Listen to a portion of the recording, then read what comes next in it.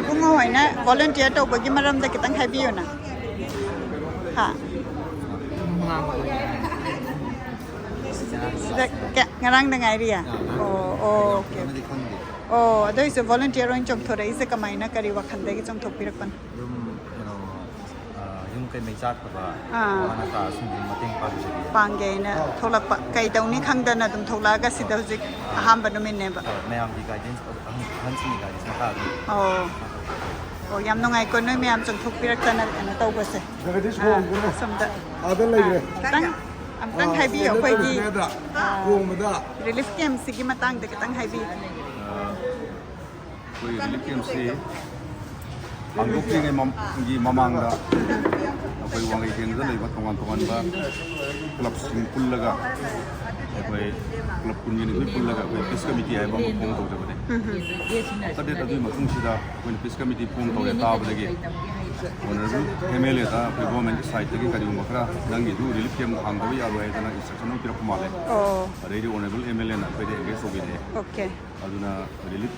relief committee Wakai Kendra same as under the banner of the peace committee Wakai Kendra ki makha to sabse aduna mana tapira kodagi adai koi club kuni thoi duga honorable MLA ga koi kunna meeting am khamu matung sidai sida koi hangu wasi roga koi saniga khasi ki tang train thoi gi evening da hangu sabane bani kan bisti dei da lei si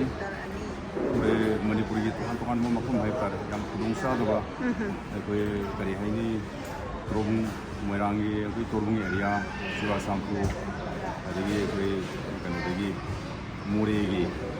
adagi koi Shakmai dagi, adagi Tumu dagi, teman-teman mungkin kayak adagi maupun tadi ni kan maupun suya koi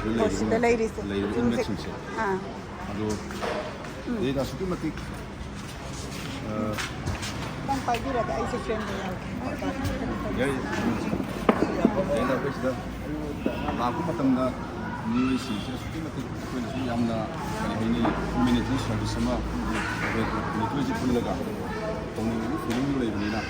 Moila Kumaton I don't know. Hold the Yada, Mayama Tomaton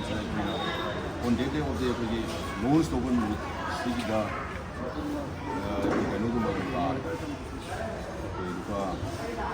I know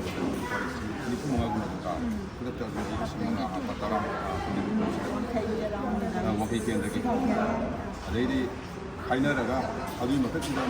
same as our years in a Mukanada, like Ruby and Emily. She said, Marshal, Lacas and Yama, Mali Abide, was committed for the man and some other person who could not be found. Kawan sahabat kita khana lain ni posisi yang ada, itu sangat kelihatan ya ada kurang juga. Building di mana? Ada di pun yang sini clean up juga. Ada di jika kau ini buri bersih, kita friendly environment ni buri bersih campus sih, itu pada mana? Sih jaga sih macam dance forest masa mau ni lain masa. Ada di mana mana ni itu pasang jumpa semua sama sih. Mana luar tahun betul betul. Ada luar betul betul. Ini pangkai itu. keep waiting those they go to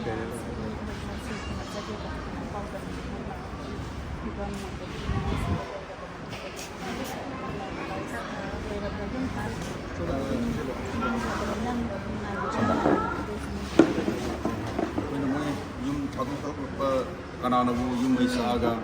labam lay tagana kani ama adigi pulit ama kimi ilaga lakwa kani ngai sa mayam se lupa se pulit ama ko ma se ilaga lakwa kani adu apu ki site ki koi yani koi se koi MLA ga matam le ko coordination pina daga moi ki satisfaction se adu kina mo ko mo aitana lakwa se to kamai to ga koi de matu ga da ge mo ko mo da ai koi maximum effort ne ko ni bizarre Yundagi kaya kana naman lay ragal kaya lang gina iba isa mayam dagi pa mayam sige lay ba darkar mo ba itare pulit mo kung ang lay ba ngamdraga so han bagi way na kaya darkar mo ba dito di hay tare ba alin ina di sa sige di alaman sige amar di ko sa ko iba na ko ba jab plus ako di mo sa ko mo ba ko ni da ni yang pantaw ay haja ba di natin maximum da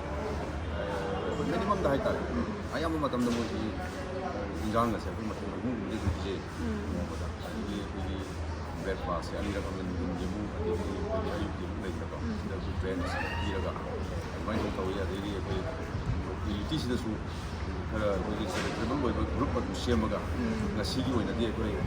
नोमगी अयुक्तगी नुगांगो पांगजेगे हाइबनि soon थोले अदगी part Amo ओइना मोगी mind से खितंग relax तौना होनाबदा अखोई cinema बो अनिरक copy दा entertainment मोई mind से खितंग से तौनाबा अदगी अखोई सिदैदा like सिमा detailed मोई सी लाइक लेसोम तमगसु करिनोरी मोई पुरा तमाउना लाखु गांगां से सी लाइक तम फंगनबगी अखोइना अहानबगी ओइना मोई पाइकली क्लास 1 दगी 12 की स्टैंडर्ड बौसे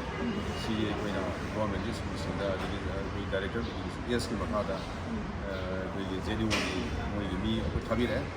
अदुगा लोइनना मोइदा आगां सिंसु अखोइ लाइक याथुसरे लाइक याथु मथुम सिदैदा मोइगी अखोइ मफम साबा है तारे मफम साबा कोई सवाइदा लेगे स्कूल गवर्नमेंट स्कूल अफबा अनि लेगे सातरदी तम तबीदा पसादे पकन लेबा अदु मोइदा कोई Anand Singh academy अदगी high school हाइबल लेगे मोइबुंगी अखोइ पुंग मथु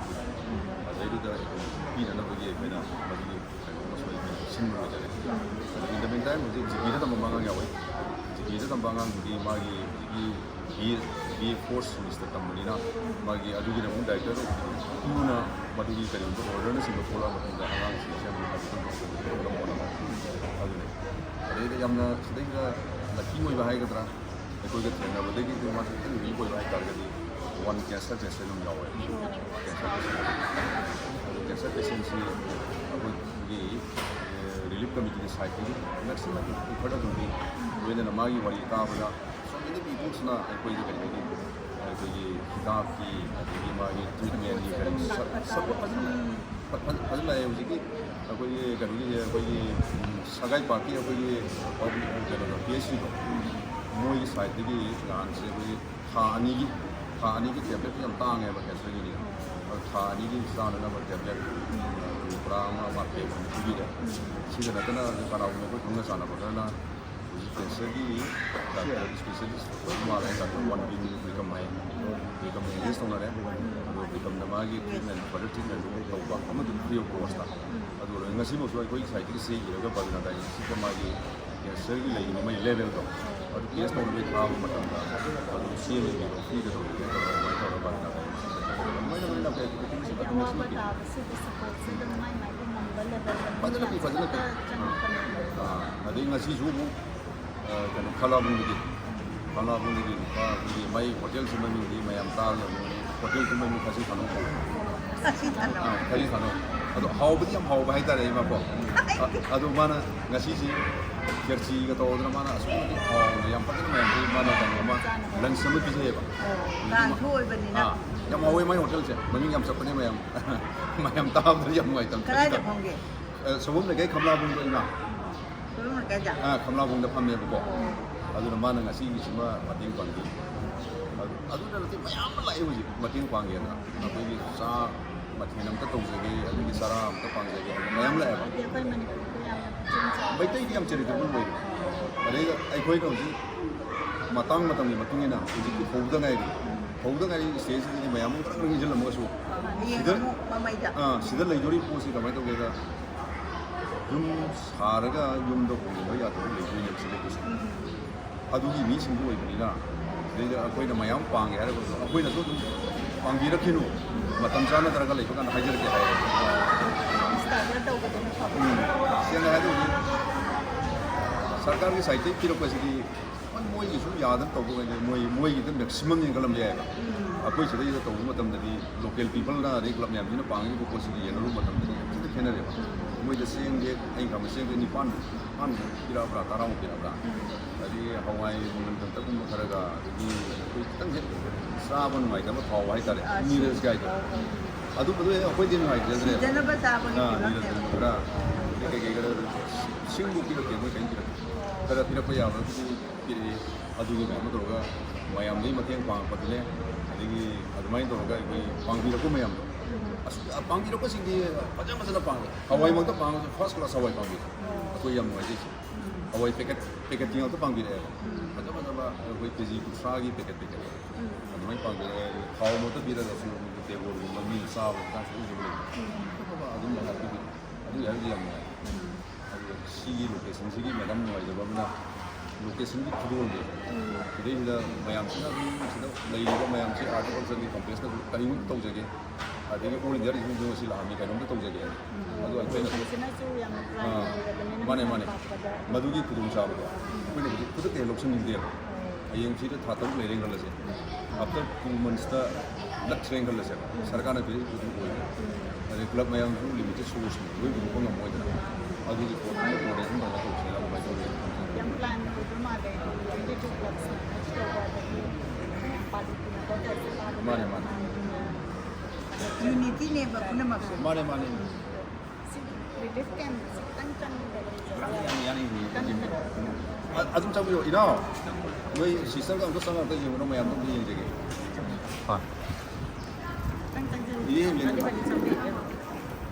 Nam sino para kana?